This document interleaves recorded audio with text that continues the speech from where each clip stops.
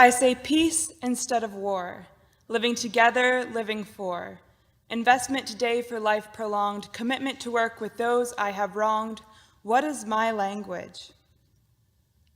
On October 10, 2018, I sat down and wrote these words after listening to a message given by Jim Schultz, Executive Director and activist through the Democracy Center. He presented a message loud and clear, drawing attention to climate change as both a humanitarian and an ecological crisis.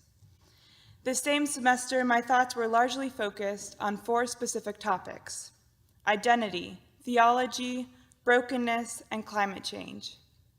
Who am I? Who is Jesus? How do we speak the language of Jesus within a broken world? And how do we speak the language of Jesus in the world where the fate of the Earth's people relies on global, unified movement forward? As I heard Jim Schultz speak, his call to action was clear.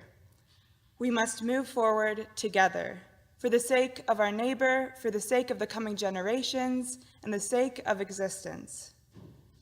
As I walked away, the question left in the forefront of my mind was, but how? I say peace instead of war, living together, living for, investment today for life prolonged, commitment to work with those I have wronged. What is my language?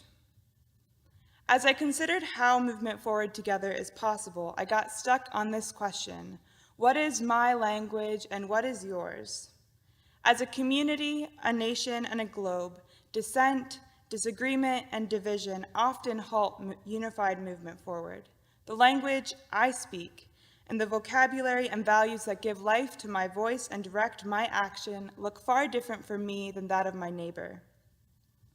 As we confront political issues of our time as a nation, a church, and a community, the polarized languages that we use prevent progress.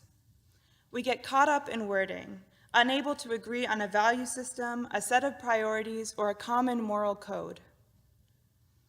The language around climate change itself takes many different hues. In the church, climate change is discussed using a soft tone, focusing on creation care and on stewardship. This language provides intention and direction, but it lacks urgency.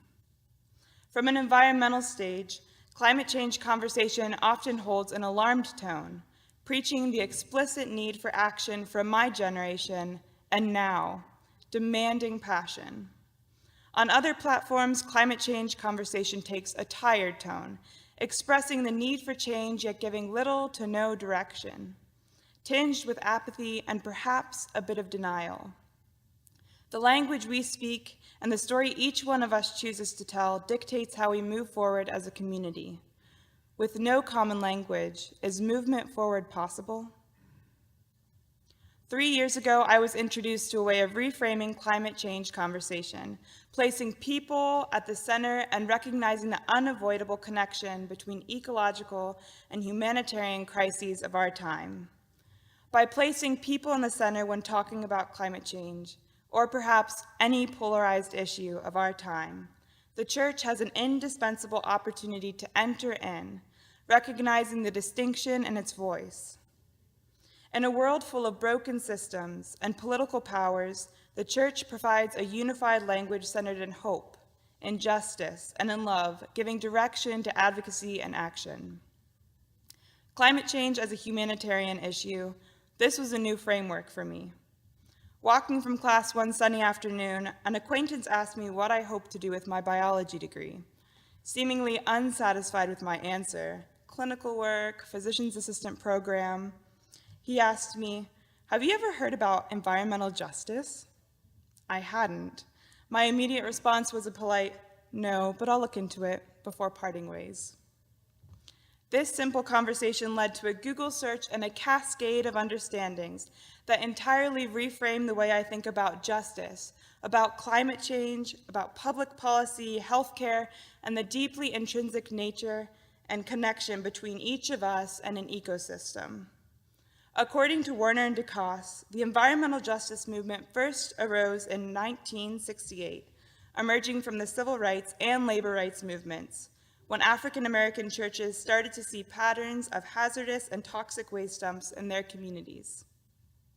Environmental justice points out the ways environmental degradation is disproportionately located alongside and within low-income communities and communities of color. As I dove into this topic, I realized its significant implications both locally and globally. Locally, environmental justice often takes the form of small industrial towns and low-income communities experiencing adverse effects of poor air quality or waste contamination, resulting in significant health risk. Globally, environmental injustice exists as high-income countries expel the most emissions, with low-income countries experiencing the most pervasive effects of climate change, including extreme weather patterns, forced migration, and increased health risk. With this framework, the demands of my lifestyle not only add to the ecological crisis through my produced emissions, but also contribute to incredible humanitarian injustice. The concept of environmental justice entirely shifted the language I use when talking about my responsibility and the responsibility of my community when working together towards change. The framework of environmental injustice puts people at the center, recognizing that in silence and inaction, the vulnerable are harmed. Climate change conversation is no longer simply a question of creation care. It's a question of care for low-income communities, for communities of color, and for communities around the world with little voice. Environmental justice gets to the people behind the story. It's a movement for social justice. By humanizing the politicized issues of our time, the need for the message of the church becomes quite clear. Put simply, Jesus said, "Love your neighbor." With a language such as this, how can we be silent? How can we be silent when a caravan of people walk in search for liberation, when a state of golden sunshine burns against a bright blue sky, when you hear the cry and sorrow for all of those who've died in a synagogue, they tell you, a place of sacred peace, defiled by shots of hatred aimed at grandmother, son, and niece? When you see the chalk walk markings literally ripping love down, defiling the words love is love is love is love with a dark X upon the ground. And you hear of white supremacists still looking for a crown, with riots rising in response to hate symbols being stripped down. And what about the mother, forced to silence with a blow the young woman due with child because of a disrespected no? And the family moving far from home in search for bread to eat, when the rain no longer falls, nothing but dust left at their feet. And the children are told it's them who must preach to save this land from melting away. How can we be silent today? Jesus was not silent. In fact, when it comes to learning about what it meant to live in a world of conflict and turmoil and division, Jesus is perhaps our greatest teacher. As a rabbi, prophet, and healer, Jesus spoke a message of advocacy. He opposed the powers, he opposed the system, and he took a side. According to Walter Wink, Jesus created a haven within a system of power and domination, giving voice to those who had nowhere else to go. The language he used was one of a world transfigured, calling for engagement with the world without being of it. As a church, this is where we belong. We must preach a message of transformation, recognizing the power in a language centered in hope, in justice, and in love. As a church, we do have something to offer the world, but we must not back away when it takes us into the world. In the words of Corinna Gore, the church belongs on the front lines, hand in hand. That is where we will find God. I say peace instead of war, living together, living for.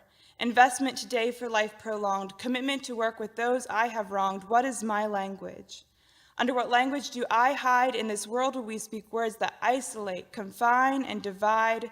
Jesus did not hide. Jesus spoke a language not always well received. His words were unconventional, political, yes, religious, yes, but not a common creed. Received among authority, yet not with the authority, giving worth to those with nothing, uniting in rebirth. He spoke a desperately needed cry that gave hope, not a lie. A message that gave life to the people gave life and lifted high. Does that language still exist? Could it rise through all this noise? A language that does not compromise tradition, identity, and culture, but elevates, does not destroy. What is my language? What is yours? Could we find a way to strip away divisives and closed doors? And if we don't, where does that lead? But if we do, will we succeed at simply finding peace in life, prolonged together?